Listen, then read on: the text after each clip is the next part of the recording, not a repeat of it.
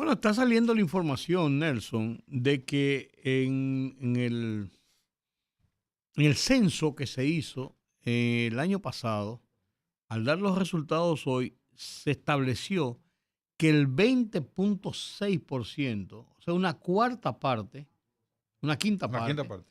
de las viviendas en República Dominicana no fue censada por los empadronadores. O sea, eso es una deficiencia, son muy altos, porque siempre se queda uno que otro, porque Un las 5%, personas no estaban 3%. ahí, o que se dijo cuánto, estaba cerrada la casa, no volvieron. Porque, pero un 20%, 20,6% es mucho, es mucho. Bueno, para fines de la población, lo que hace la estadística es que distribuye proporcionalmente lo que se levantó Sí, y, sí, y eso lo consolida en un 100. Ese sí, sí. 20% lo toma en cuenta y lo distribuye que si Co- aparecieron una media de 10, de 5 personas por vivienda, proyecta esa media en el Sí, 20% no censado. sí, lo Ahí, y no lo, importante es con- y no lo determinar, contamina. no, no, dependiendo, si tú haces eso, tú tienes razón y eso es lo que se hace.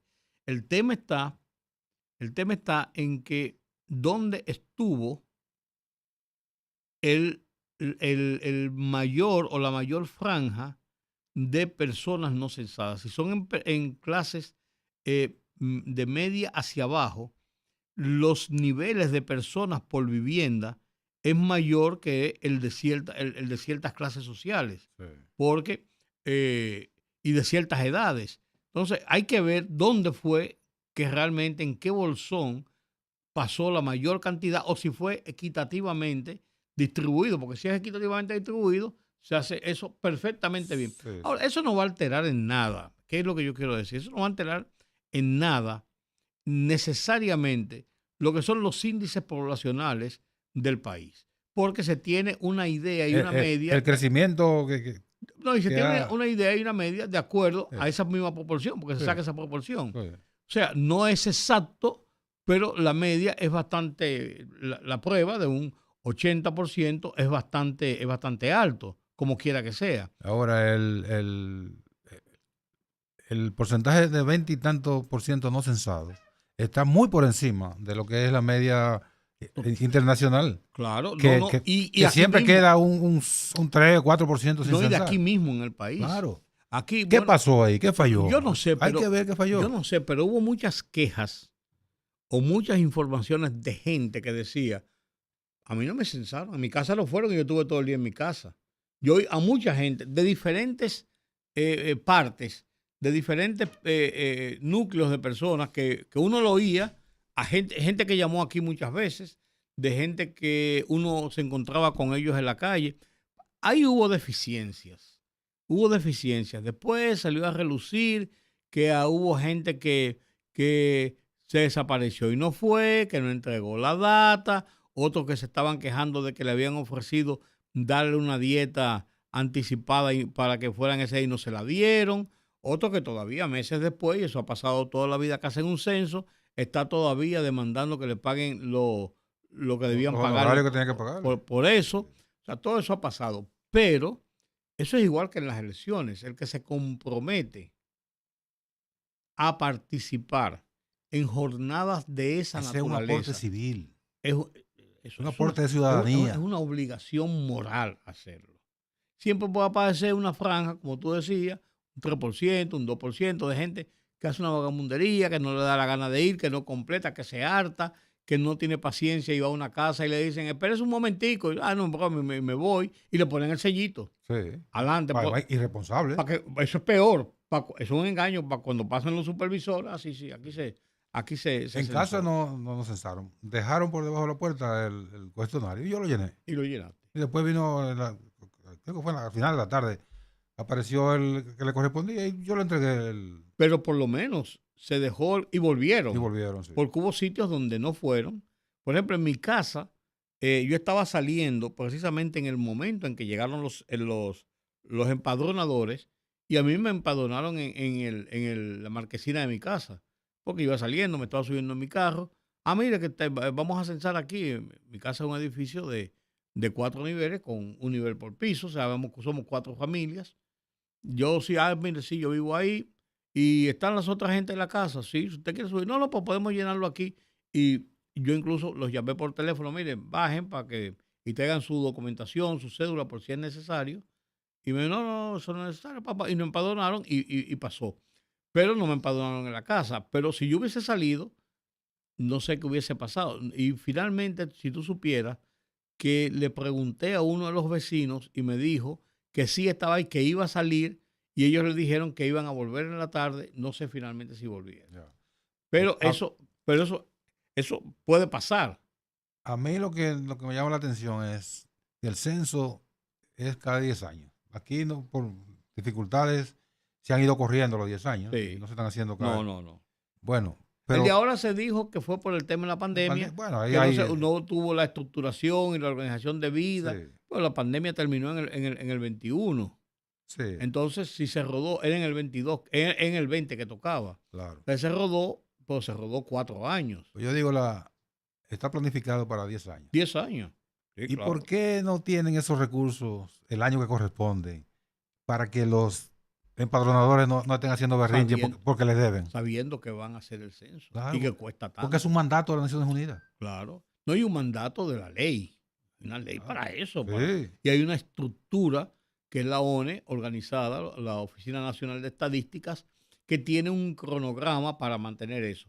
Ahí eh, en los países mucho más desarrollados, tienen un sistema y es que el censo se va haciendo paulatinamente. Se hace un censo de control, incluso no de todas las vidas, sino de control aleatorio para establecer que la media o las estadísticas que van siendo sumadas a lo largo de los días de cada año, tantas personas murieron, tantas personas nacieron, tantas personas accedieron a tener a la mayoría de edad, tantas personas tienen licencia de conducir, tantas personas están trabajando porque tienen los registros, ¿tú me entiendes? Entonces, simplemente lo que se hace cada 10 años, en algunos países cada 5 años, se hacen aleatoriamente muestras de control para ver que lo que están recibiendo, la data que están acumulando, va en la forma correcta. Puede haber una o dos discrepancias, como también puede haber una o dos discrepancias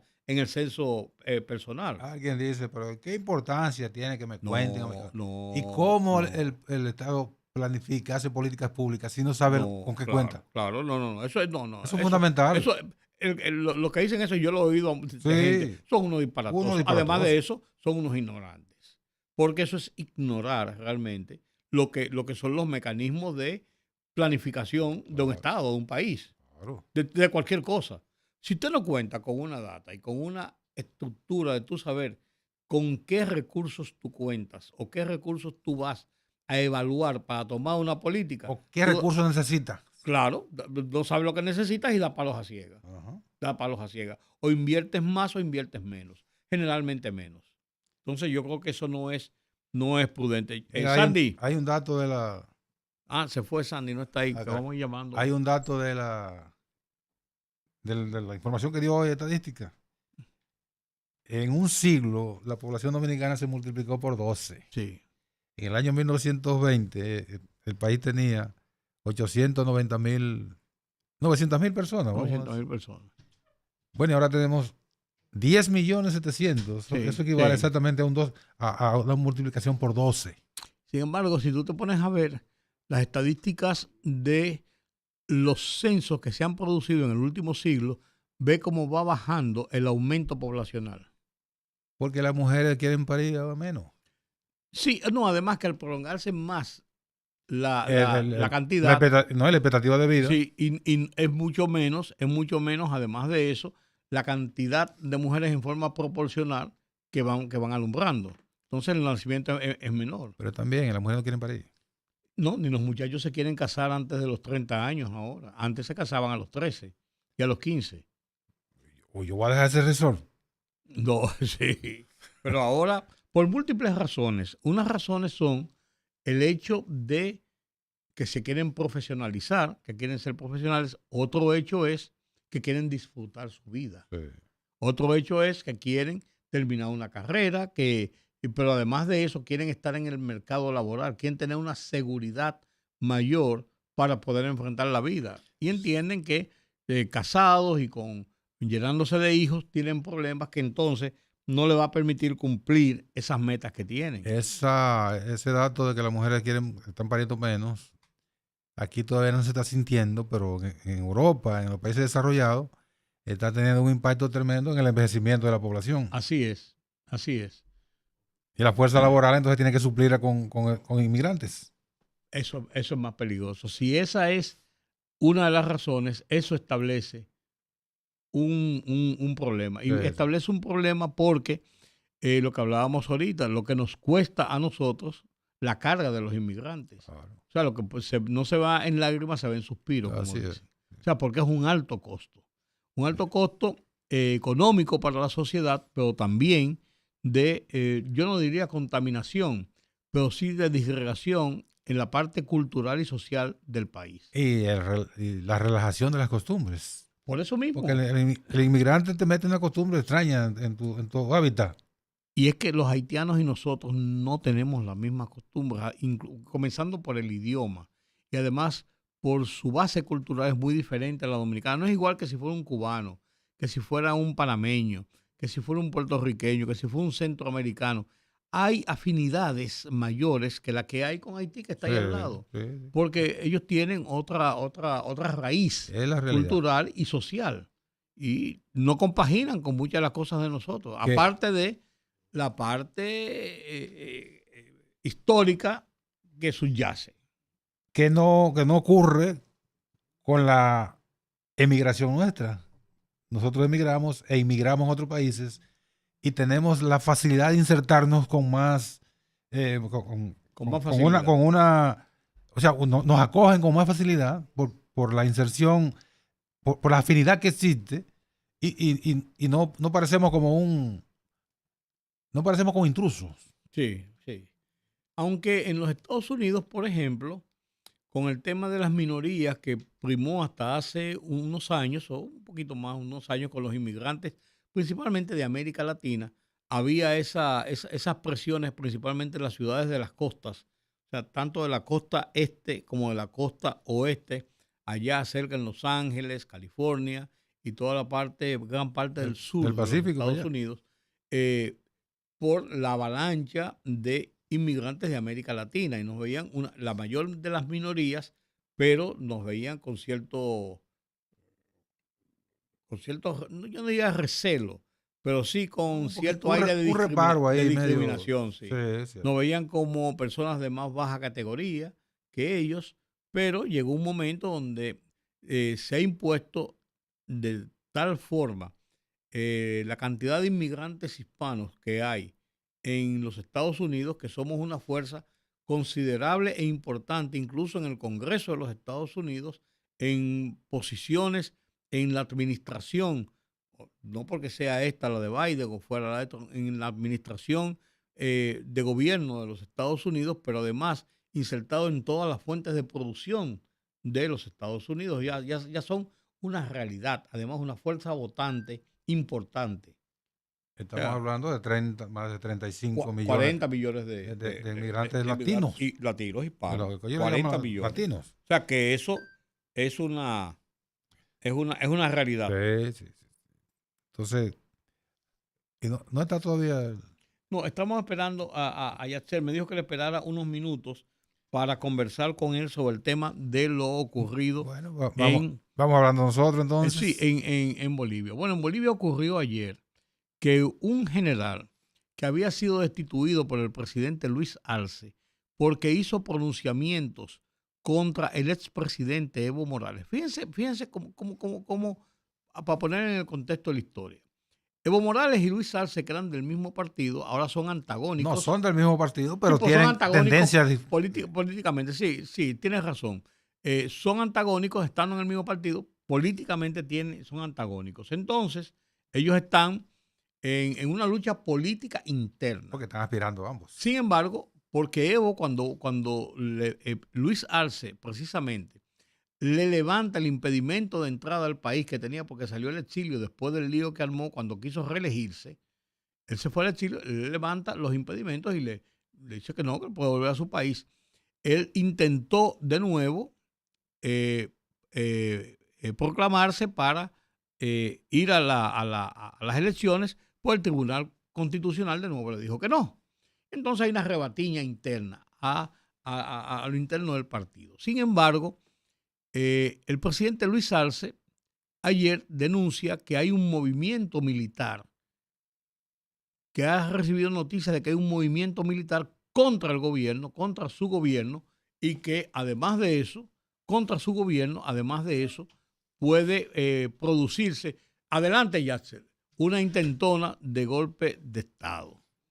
Estoy hablando, poniendo en contexto lo que pasó ayer, y entonces ahí el general Arce, el general que fue destituido, Zúñiga, que fue destituido por el presidente Luis Arce por esos pronunciamientos contra el presidente Evo Morales.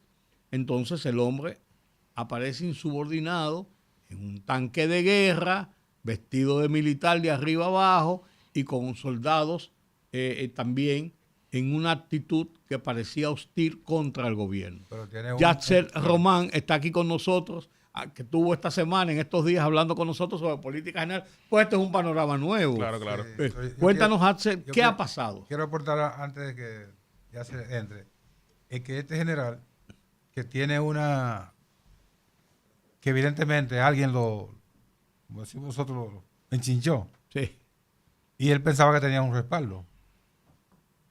Y se ve cuando ya él está un poco acorralado, que se pronuncia pidiendo la liberación de los presos políticos. ¿Y quiénes son los presos políticos? La señora Áñez, que encabezó un gobierno de facto. Claro. El señor Camacho, que es de los dueños de Santa Cruz. Que el gobernador legítimo de Santa Cruz. Que es el país más, o sea, que el área de Bolivia más rica y más beligerante políticamente, donde han surgido casi todos los golpes de Estado, de los 39 golpes de Estado que ha tenido Bolivia de los últimos 50 años, que tiene más golpes de Estado que cualquier parte del mundo.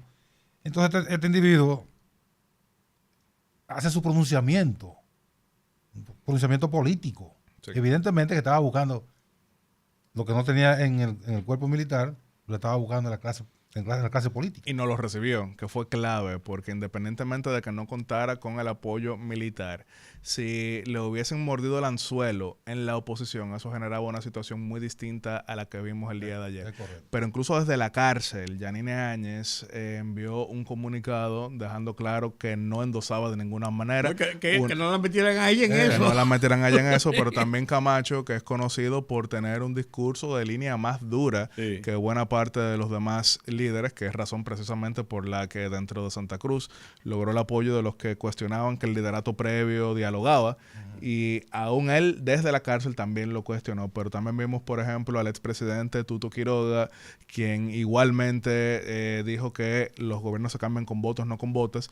El expresidente y periodista Carlos Mesa igual dijo lo mismo. Él inmediatamente puso distancia. Con eso no estoy diciendo que el apoyo opositor hubiese sido suficiente para dar al traste con la institucionalidad, pero no es lo mismo una coalición cívico-militar con apoyo popular, no necesariamente mayoritario, pero sí relevante, porque el que tiene el 30% de un país puede desestabilizarlo por completo, que algo que es cuestionado y condenado por todos. Así que eso sí hay que saludarlo. La oposición actuó de manera correcta, que no es necesariamente lo que se ha visto en otros momentos. Sí, fue responsable. Porque cuando en abril del 2002, y con esto yo no quiero decir que Hugo Chávez fue bueno ni que Hugo Chávez fue malo, vamos a hablar de algo. Hugo Chávez había sido electo democráticamente, era el presidente legítimo de Venezuela, pero cuando fue removido durante 2 días por los militares, hubo sectores opositores que endosaron aquello y contribuyeron con mayor división, contribuyeron con mayor polarización, contribuyeron con mayor odio. Y con eso yo no quiero decir que de ninguna manera hubiera pasado todo lo que vimos posteriormente en Venezuela. El contexto. Pero lo cierto es que yo creo que hasta desde el punto de vista personal hubiese sido distinto si se daba cierto nivel de respeto político a lo que era la investidura, no necesariamente la persona, en aquel abril del 2002. Incluso vámonos 10 años más antes, en la misma Venezuela, Rafael Caldera nunca endosó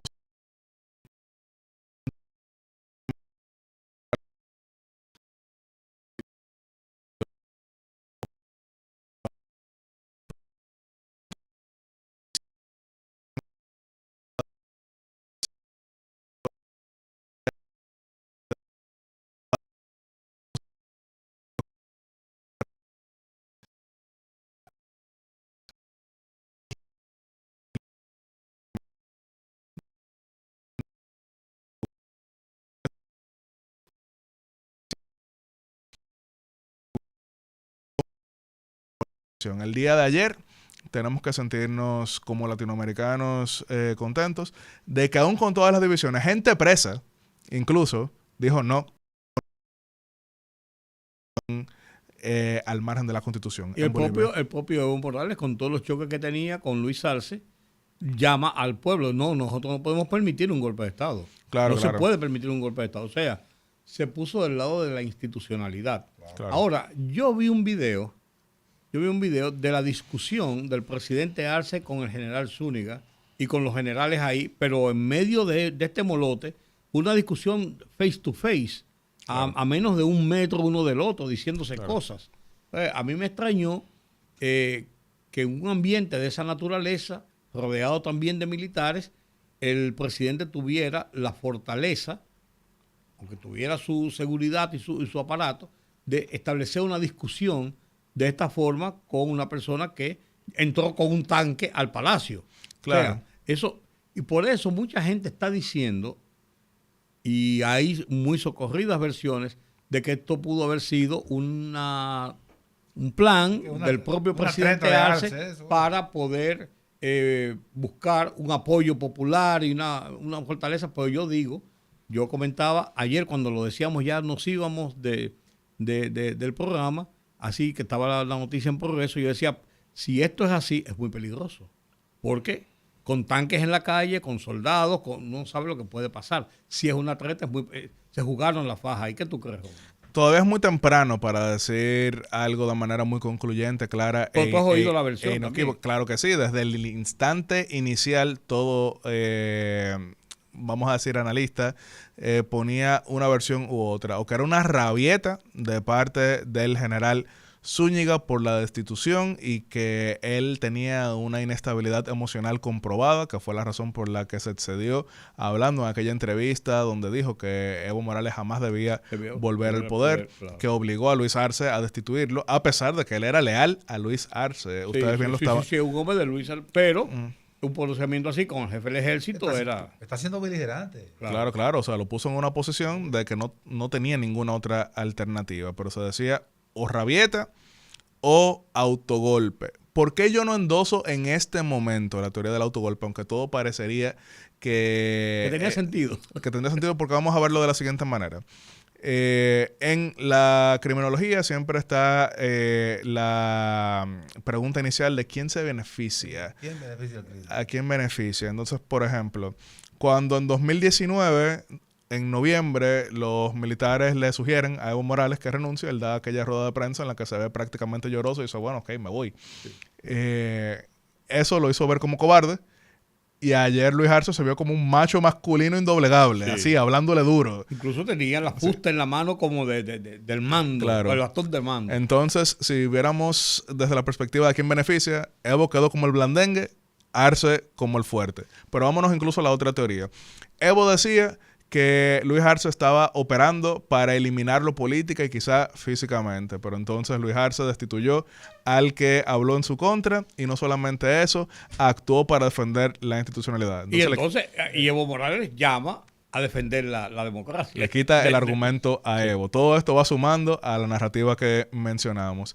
Actualmente, Luis Arce es uno de los gobernantes más impopulares de la región porque la riqueza relativa, obviamente, estamos en América Latina, pero la riqueza relativa, fruto de los precios del gas natural, ya no está rindiendo los mismos frutos e incluso hay escasez de dólares. Pero ante este nivel de unidad, ante este nivel de legitimidad, yo me imagino que la próxima semana, cuando tengamos encuestas, sí apuntará a por lo menos un nivel de crecimiento más que moderado del presidente Arce. Por eso muchos entienden que pudo haber sido eso. Ahora, es aquí donde yo pongo en duda esa narrativa, por lo menos en este momento.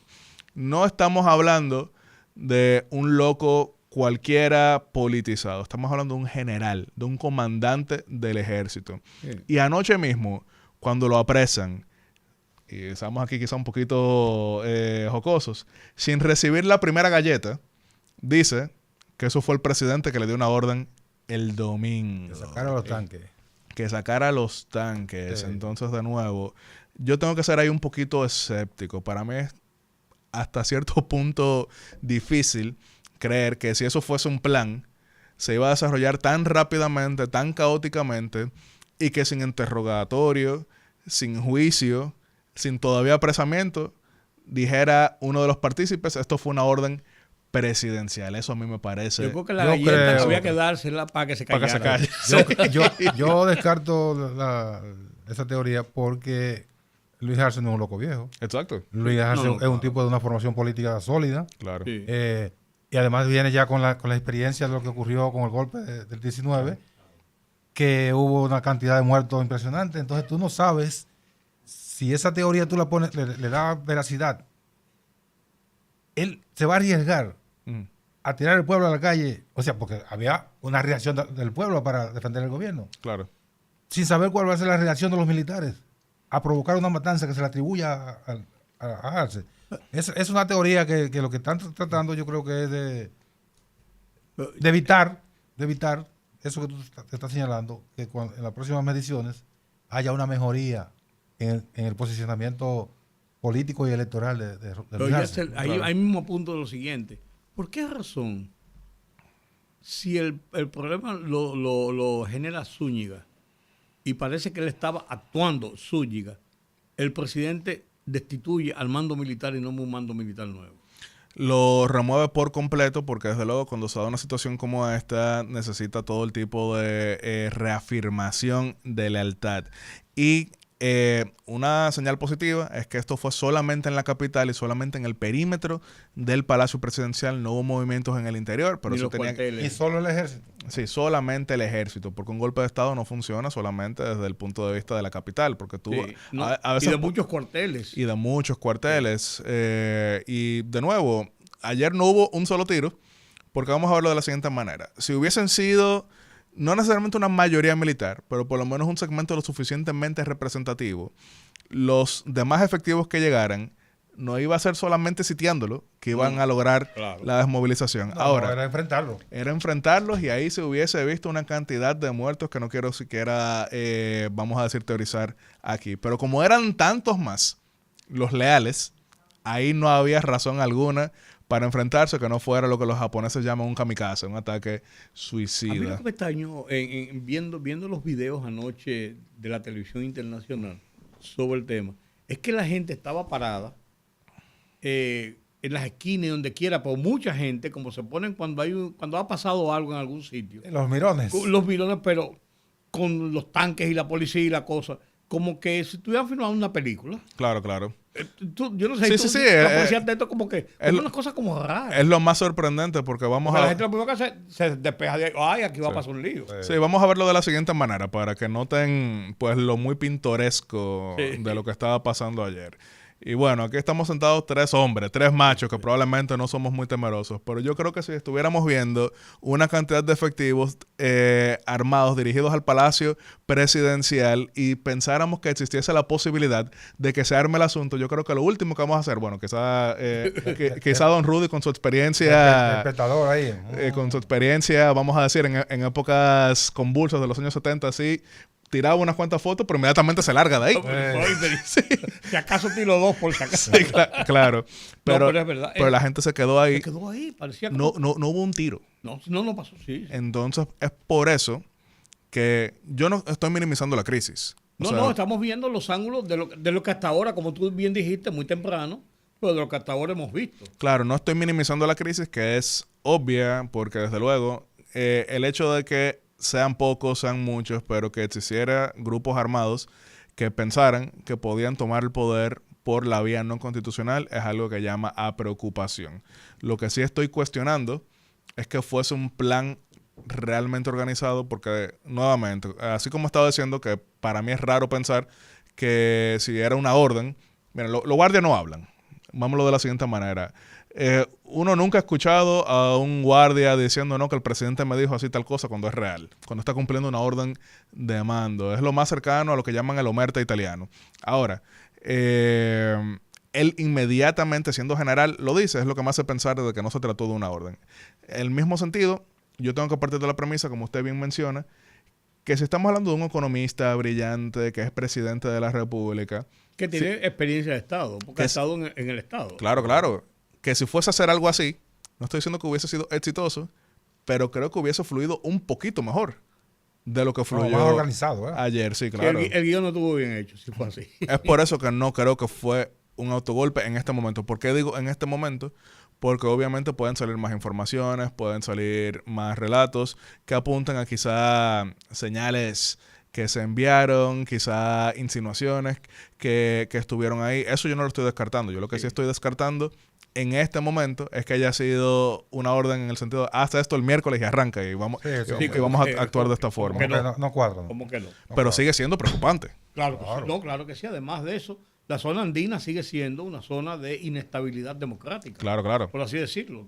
Perú, Ecuador, Bolivia, para citar los tres principales andinos, es una zona preocupante de cómo se dan los movimientos, ahora los famosos golpes democráticos y estas intentonas. No habíamos visto una acción de gobierno directamente, de militar directamente en los últimos tiempos, pero caramba, ¿a dónde vamos a llegar? Claro, porque en el caso de los países andinos, como bien mencionan, los golpes se habían ido transformando porque ya no eran tanto pronunciamientos militares, sino que grandes protestas desestabilizadoras y después entonces algunas acciones militares. En el caso boliviano, que es uno de los países, como bien se ha mencionado, que más recurrentemente ha sufrido golpes de Estado, incluso es el que más. Sí. Y de nuevo, don Rudy, usted recordará que solamente entre el 78 y el 83, Bolivia tuvo 12 gobiernos, desde que cae derrocado el general Hugo Banzer, en ese momento como dictador, hasta que asume Hernán Siles Suazo,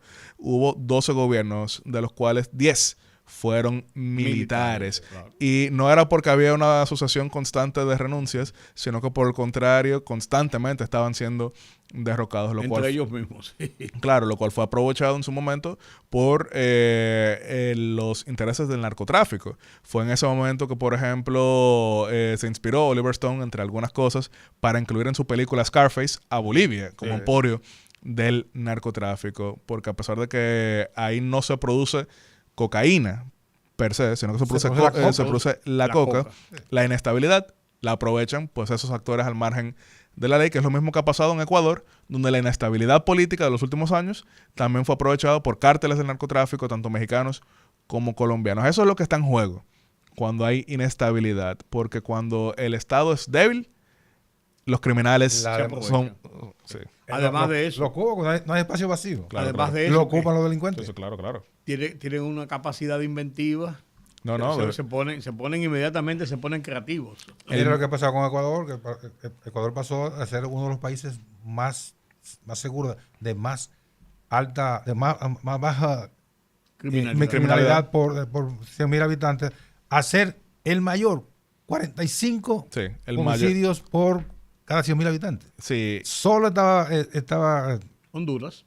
No. Ah, bueno, sí. No, Haití es el único que está encima ahora mismo. Estaba Jamaica. Sí. Pero ya estamos hablando de América Latina. Jamaica es más alto en el hemisferio. Sí. Con otras razones, porque es una violencia distinta. También a veces hay que marcar esa diferencia. Pero vamos a ponerlo en números. 45 muertes violentas por cada 100.000. Se considera que un país que supera 10 tiene una epidemia. Ecuador tenía, hace alrededor de 7 años, 5 muertes violentas por cada 100.000. Yo estuve allá en Ecuador cuando la última reelección del presidente Correa como parte de la misión de observadores de la OEA. Ahí estuvo como jefe el vicepresidente Rafael Alburquerque, si mal no recuerdo. A propósito de eso fue que a mí me incluyeron como parte de los observadores. Y te voy a decir una cosa,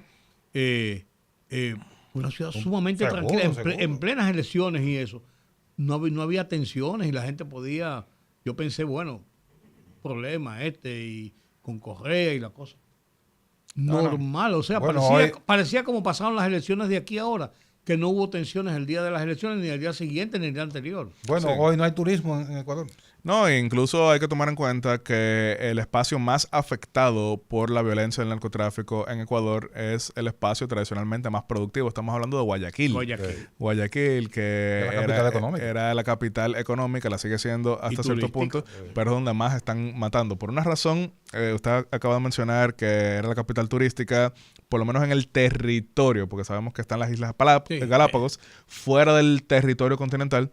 Pero por una razón también, sabemos que Quito, la capital, es la segunda ciudad capital más alta del mundo, claro, solamente superado por La Paz, sí, Bolivia. Entonces, Los aviones no aterrizan, sino que se posan. Sí. No hicieron un aeropuerto nuevo por eso, por el peligro que era el aeropuerto que estaba en el centro de la ciudad. Claro, entonces no es siempre tan agradable para todo el mundo. Claro, es una ciudad preciosa, una gran tradición cultural, pero Guayaquil, por ser más tropical, solía ser más agradable a nivel turístico. Es como igual en su vecino Colombia, que Bogotá es una ciudad de una gran historia cultural, pero mucha gente tiene mejores recuerdos de Cartagena y Medellín, claro, que de visitas, claro, a Bogotá. Y hasta Santa Marta. Sí, no, definitivamente, que es más caribeño en ese sentido. Pero Ecuador, que pareciera que nos estamos desviando, pero quiero sí, como bien acaban de mencionar ustedes, marcarlo dentro de lo que es la inestabilidad andina. Porque Perú, Ecuador y Bolivia han sido eso. Miren cómo Perú del 2016 al 2022 tuvo como presidentes a Ollanta Humala, Pedro Pablo Kuczynski, Martín Vizcarra, estamos hablando de Luis Merino, Francisco Sagasti, Pedro Castillo, Dina Boluarte. Y erradamente hay algunos que por el odio que se ha sembrado allá entienden que el problema es que el gobernante de turno es malo. Yo, por ejemplo, tengo amigos en la derecha peruana. Obviamente yo soy una persona de pensamiento político en la centro-derecha, que me decían que Castillo era el diablo. Y yo preguntaba, ¿pero por qué? ¿Qué hizo? Dicen, no, que hay que quitarlo. Ok, perfecto. ¿Cuál es su falta? Es que esta izquierda, ok, perfecto. Pero aquí, ¿qué está pasando? Y eso, para mí, era el reflejo del odio tan grande que tenían. Porque incluso, por ejemplo, con Pedro Pablo Kuczynski, que era también de derecha, ¿quién lo quitó? También la misma derecha. Entonces, sí, no es un tema ideológico. Es un sistema de convivencia democrática que se perdió. Y cuando eso sucede, echar ese traje es muy difícil. Y parecía que PPK iba a tener una prolongación mucho más allá en su gobierno. Parecía que podía... No, lo destrozaron desde el primer día. No, sí, no le... Pero parecía que, no le soltaron el guante. Que él tenía mucha resistencia. Uno pensó que podía durar un poco más. Sí, pero le faltaba también entrenamiento político, que eso le faltó a Pedro Castillo. No pudo, por no tener entrenamiento, no manejó la situación. Su vicepresidente exiliado tomó el poder. No, claro, que de hecho es algo que ha sucedido en más de una ocasión en la región, como igual recordaremos en su momento Dilma Rousseff con el vicepresidente Michel Temer, como recordaremos también precisamente en el mismo caso de Pedro Pablo Kuczynski y Martín Vizcarra, ahora Pedro Castillo con también Dina Boluarte. En Honduras ahora mismo son enemigos políticos, Xiomara Castro y Salvador Narrala. Suele haber ese tipo de choques. Entonces, todo esto es muy similar a lo que sucede entre Evo Morales y también Luis Arce. Las luchas por el poder son clave y son también muchas veces motivo de desestabilización. En República Dominicana teníamos una historia en ese sentido. Esas fricciones, oye, me robaste. Sí, claro. Tenemos esas fricciones, tenemos la experiencia reciente del 19. Claro. Entre Leonel Fernández y Danilo Medina. Sí, no, definitivamente en ese sentido. Los priistas mexicanos ironizaban en ese orden, porque pasaban los presidentes de tener un poder omnímodo durante 6 años, que es la duración del periodo gubernamental, a de repente ser completamente anulados por su sucesor, que no era que ganaba primarias, ellos lo señalaban, lo creaban. Sí. Yo decía, Rudy, eres tú que vas, pero en el momento en que Rudy se sienta en esa silla, entonces ya Yatzel no existe. Sí. Y hay de los ministros que vayan y se reúnen con el anterior. Así es. Proscrito para siempre. Así es. Definitivamente. Hubo uno que lo trataron de revivir. Sí, claro. Por el tema de Tlatelolco. Claro. Que fue sí, Luis Echevarría. A Echevarría, que era el ministro de Interior en ese momento. Y lo mandaron de embajador. Sí, claro. Embajador de la UNESCO. Váyase lejos de aquí. Para enfriarlo de esa matanza. Claro. Para mandarlo bastante lejos de ahí. Incluso miren en Ecuador ahora mismo. El presidente Daniel Noboa, que nunca esperaba ser presidente. Él marcaba 2%, pero las situaciones llevaron a un resultado que él no esperaba. Y entonces en el interín de primera a segunda vuelta se da cuenta que la persona que escogió como vicepresidenta no es a quien él quiere tener al lado. ¿Y qué hizo el primer día? El primer decreto que él emite, la manda en misión especial a Israel para que resuelva la guerra con Hamas. Sí. Imagínense, eso es no quiero ni verla. E incluso ahora está en una situación... Bueno, ella misma lo dijo. Sí.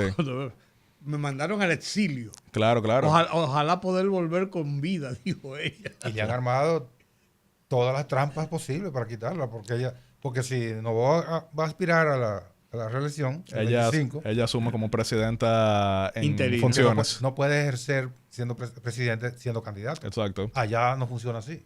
Claro. Aquí no tenemos la experiencia de que obligatoriamente tome licencia. No, aquí la única vez que se tomó licencia no fue de manera obligatoria, sino que entre abril y mayo de 1970, que se enfrentaban el presidente y el vicepresidente de la República. Un truco Balaguer. Balaguer tomó licencia y entonces asumió entre abril y el 17 de mayo el señor Manuel Ruiz Tejeda, que era el presidente de la Suprema Corte de Justicia. Pero Balaguer después no quiso volver a hacer eso más nunca. Lo hizo en ese momento que se dio la particularidad, volviendo al tema de choques entre presidentes y vicepresidentes, de que eran candidatos en pugna. Algo que había tenido un gran historial en nuestro país, recordando, por ejemplo, cómo sucedió también en su momento entre Horacio Vázquez y Federico Velázquez, pero incluso mucho más antes, entre Ramón Cáceres y Carlos Morales Languasco, que había sido un acuerdo con Horacio Vázquez, pero entonces Carlos Morales Languasco se sentía como un preso dentro de su propio gobierno, intentó dar un autogolpe, no lo logró, y entonces es removido por su propio vicepresidente que asume en la presidencia. Pero ya principalmente del 2004 en adelante no se han dado en ningún momento choques políticos grandes. Incluso entre 2000 y 2004 no es que fue muy grande. El tema es que el presidente quería reelegirse y la vicepresidenta quería ser candidata a ella, pero finalmente ella lo apoyó, nunca rompió políticamente. Sí. Ellos rompieron cuando los 7 se pronunciaron en contra de la reelección, pero ella no lo utilizó. No, nunca nunca se fue, a diferencia del caso de Atuey. El caso de Atuey, que era el presidente del partido, el caso de Lora, que fue candidato al margen específicamente. Por el MIDE en el 70. Sí. Claro, hay muchas teorías sobre el momento en que Balaguer mandó a Carlos Morales Troncoso como embajador a Washington sí. En aquel entonces. Sabemos que Jacinto Peinado tuvo algunos choques con Balaguer, aquel memorable cierre de campaña del 96, en que Peinado era candidato y Balaguer presidente, pero Balaguer da su discurso y no menciona por nombre en ningún momento el candidato. Y a diferencia de sus legendarias arengas, no llamó a votar por el candidato, sino que dijo, voten por el que demuestre mejor estabilidad emocional. Y además... Y había un muchachito joven que andaba por ahí dando vueltas. Además llamó a votar Colorado. Colorado. Y ya conocemos... Nunca dijo Colorado. Ese día, la única vez que dijo, voten Colorado.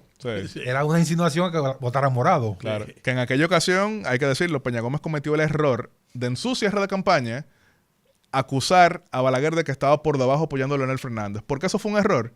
Porque si la militancia tenía una duda, los balagueristas... Ahí la confirmó. No, pero eso era una señal de Balaguer. Hay que ir a eso.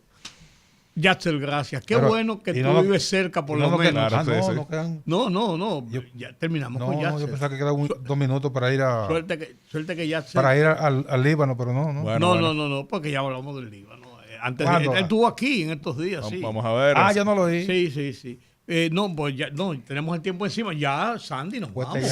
Sandy, ya está bien, nos vamos. Está haciendo señas como... Claro que sí, déjame saber. Está haciendo señas como esos que están debajo de los aviones. Dobla por aquí, dobla por aquí. Abusador. Claro. Gracias a Yatzel por estar con nosotros y darnos estas informaciones y estos análisis sobre lo que está pasando en Bolivia, que es parte de nuestro entorno y nos vemos muchas veces en esos ejemplos, en esta democracia que llevamos día a día en República Dominicana. Qué dichosos somos nosotros los dominicanos de tener esta estabilidad política, con sus virtudes y defectos. Claro, así es. Gracias por acompañarnos en Nelson Encarnación, gracias por el taponeo por don Georgie Rodríguez. Él dijo que te va a traer unas galletitas de moca cuando venga en el camino. Yo siempre estoy a una llamada. Sí, señor. Gracias Sandy y Ismael por acompañarnos y hacer que este programa tenga la calidad que ameritan ustedes, nuestros oyentes. Mañana el tiempo es suyo. Hoy no tuvimos oportunidad de dedicarles esta última media hora para oír sus comentarios y para hacer la interacción. Pero mañana, como es viernes, mañana es viernes de Bellonera. Media hora para analizar temas de la actualidad y después de eso, 1 hora y media para oír buena música. La música que ustedes pidan. Hasta mañana. Gracias, amigos.